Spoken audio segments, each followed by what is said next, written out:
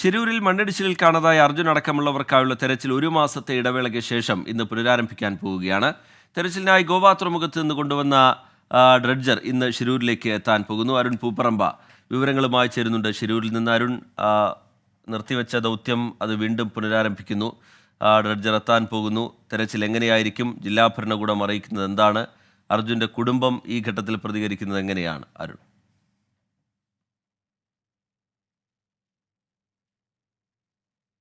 ശ്രീജിത്ത്, രാവിലെ 9 മണിയോടെ തന്നെ ഈ ഡ്രഡ്ജർ ഈ ഷിരൂരിലേക്ക്, ഞാനിപ്പോഴുള്ള ഈ മണ്ണിടിച്ചിൽ നടന്നിട്ടുള്ള അപകട സ്ഥലത്തേക്ക് എത്തിച്ചേരും എന്നതാണ് നമ്മൾ മനസ്സിലാക്കുന്നത്. ഇന്നലെ രാത്രി തന്നെ എത്തേണ്ടതാണ്. പക്ഷേ രാത്രി ഈ വെളിച്ചക്കുറവ് ഒരു കാരണമായി, അതായത് തടസ്സമായി ഉണ്ടായി. അതുകൊണ്ട് തന്നെ ഈ യാത്രാമധ്യയുള്ള 2 പാലങ്ങൾക്ക് നടുവിലുള്ള ഒരു സ്ഥലത്ത് ഇത് ഹോൾഡ് ചെയ്യുകയാണ് ഉണ്ടായത്. അവിടെ ഇന്നലെ കരക്കോട് അടുപ്പിച്ച് നിർത്തി വെക്കുകയാണ് ചെയ്തത്. രാവിലെ തന്നെ അതിൻ്റെ യാത്ര തുടങ്ങും. അതിനുശേഷം ഒരു 9 മണിയോടെ തന്നെ ഈ ഷിരൂരിൽ എത്തിച്ചേരും എന്നതാണ് നമുക്ക് മനസ്സിലാക്കാൻ സാധിക്കുന്നത്. അതിനുശേഷം വേഗത്തിൽ തെരച്ചിൽ തുടങ്ങാൻ കഴിയും എന്നതാണ് ജില്ലാ ഭരണകൂടം ഉൾപ്പെടെ പങ്കുവെക്കുന്ന വിവരം. അതായത് കാലാവസ്ഥ അനുകൂലമാണ്. നമുക്ക് ആ ദൃശ്യങ്ങളിൽ കൂടെ പോവാം. നമ്മളിപ്പോൾ ഉള്ളത് മണ്ണിടിച്ചിൽ നടന്നിട്ടുള്ള ആ സ്ഥലത്താണ്. പുഴയിൽ ജലനിരപ്പ് വളരെ കുറവാണ്. നമുക്ക് ദൃശ്യങ്ങളിൽ കാണാം. ഈ മൺതിട്ട തന്നെ പ്രകടമായി തന്നെ നമുക്ക് ആ മൺതിട്ട് ഉൾപ്പെടെ കാണാം. അതുകൊണ്ട് തന്നെ മഴയും മാറി നിൽക്കുന്നുണ്ട്. അനുകൂലമായിട്ടുള്ള കാലാവസ്ഥ തെരച്ചിലിനുണ്ട്. ഡ്രഡ്ജർ ഇവിടെ എത്തിക്കഴിഞ്ഞാൽ വേഗത്തിൽ മറ്റ് കൂടുതൽ വൈകിപ്പിക്കൽ ഉണ്ടാവില്ല എന്നതാണ് ജില്ലാ ഭരണകൂടത്തിൻ്റെ ഭാഗത്തു നിന്നൊക്കെ നമുക്ക് ലഭിക്കുന്ന വിവരം. അതിനുശേഷം നേരത്തെ നാവികസേന മാർക്ക് ചെയ്തിട്ടുള്ള ആ ദൃശ്യങ്ങൾ കൂടി കാണാം നമുക്ക്. ആ ഭാഗത്ത്, ഇപ്പോൾ ദൃശ്യങ്ങളിൽ കാണുന്ന ഭാഗത്താണ് നാവികസേന നേരത്തെ അവരുടെ പരിശോധനയിൽ അടയാളപ്പെടുത്തിയ ഇടമുള്ളത്. അവിടുത്തെ പുഴക്കടിത്തട്ടിലുള്ള മണ്ണും കല്ലുകളുമായിരിക്കും ആദ്യം നീക്കം ചെയ്യുക. അതിനുശേഷം മറ്റ് ഡ്രോൺ റഡാർ പരിശോധനകളിൽ കണ്ടെത്തിയിട്ടുള്ള മറ്റിടങ്ങളിലെ കൂടി മണ്ണ് നീക്കം ചെയ്തു തുടങ്ങും.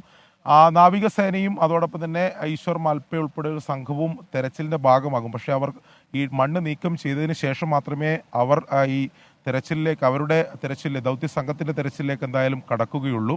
ഈ പുഴയുടെ അടിത്തട്ട് ക്ലിയർ ആയതിനു ശേഷം അത്തരം നടപടികൾ ഉണ്ടാവുകയും നാവികസേന ഇന്ന് ഉച്ചയോടെ ഇവിടെ എത്തിച്ചേരും എന്നതാണ് നമുക്ക് ലഭിക്കുന്ന വിവരം. കഴിഞ്ഞ ദിവസം അവർ പുഴയിലെ അടിയൊഴുക്ക് പരിശോധിച്ചിരുന്നു. 3 നോട്ട്സിൽ താഴെയാണ് ഗംഗാവലി പുഴയിലെ അടിയൊഴുക്ക്. കഴിഞ്ഞ കുറേ ദിവസമായി മഴ മാറി നിൽക്കുന്നുണ്ട്. ഈ ഡ്രഡ്ജർ വളരെ പതിയാണ് ഇന്നലെയൊക്കെ മൂവ് ചെയ്തത്. നമുക്കറിയാം, ഈ പ്രതികൂലമായിട്ടുള്ള കാലാവസ്ഥയിലൊക്കെ ഇത് കൊണ്ടുവരാൻ സാധിക്കില്ല. എന്തെങ്കിലും ഒരു തടസ്സമുണ്ടെങ്കിൽ, ഇന്നലെ രാത്രി വെളിച്ചക്കുറവായിരുന്നു അത് തടസ്സമായി ഉണ്ടാകുക. അല്ലെങ്കിൽ ഇന്നലെ രാത്രി തന്നെ ഇവിടെ എത്തിച്ച് രാവിലെ തന്നെ തെരച്ചിൽ തുടങ്ങും എന്നറിയിച്ചതാണ്. അതിൽ പെട്ടെന്നുണ്ടായ ഒരു തടസ്സമാണ് ഈ വെളിച്ചക്കുറവ്. അതുകൊണ്ടാണ് ഇന്നലെ രാത്രി എത്തിക്കാതിരുന്നത്. എന്തായാലും ഇന്ന് രാവിലെയോടെ തന്നെ 9 മണിയോടെ ഇത് എത്തിച്ച് ഉടൻ തന്നെ തെരച്ചിൽ പുനരാരംഭിക്കാനാകുമെന്ന പ്രതീക്ഷയാണ് എന്തായാലും പങ്കുവെക്കുന്നത്.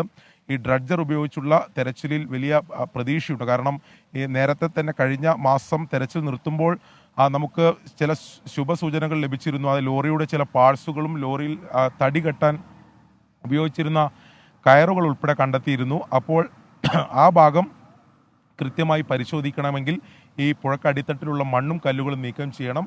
അത് നീക്കം ചെയ്ത് അതിനുശേഷം തെരച്ചിൽ നടത്തിയാൽ അതിൽ ഫലം കാണുമെന്ന് തന്നെയാണ് ദൗത്യ സംഘം ഉൾപ്പെടെ പറയുന്നത്. റിജിത്ത്, ശരി. അരുൺ പൂപ്പറമ്പ വിവരങ്ങൾ നൽകുകയായിരുന്നു. അർജുൻ അടക്കമുള്ളവർക്കായുള്ള തെരച്ചിൽ 1 മാസത്തെ ഇടവേളയ്ക്ക് ശേഷം ഇന്ന് പുനരാരംഭിക്കാൻ പോവുകയാണ്. ഡ്രഡ്ജർ ഷിരൂരിലേക്ക് എത്താൻ പോകുന്നു. അരുൺ പൂപ്പറമ്പ ഷിരൂരിൽ നിന്ന് വിവരങ്ങൾ പങ്കുവയ്ക്കുകയായിരുന്നു.